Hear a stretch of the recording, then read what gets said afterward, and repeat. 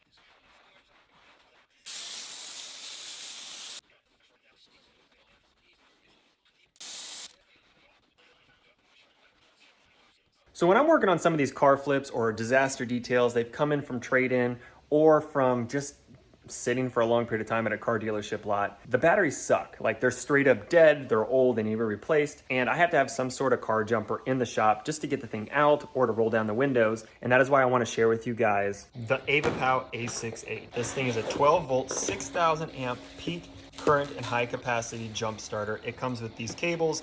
There's a little cool carrying case with other charging cables and everything else. The best part about this thing is I actually love the jumper connector. It's got some safety features that are really, really awesome. It actually has warning lights if there's low capacity, reverse connection, or high temperature.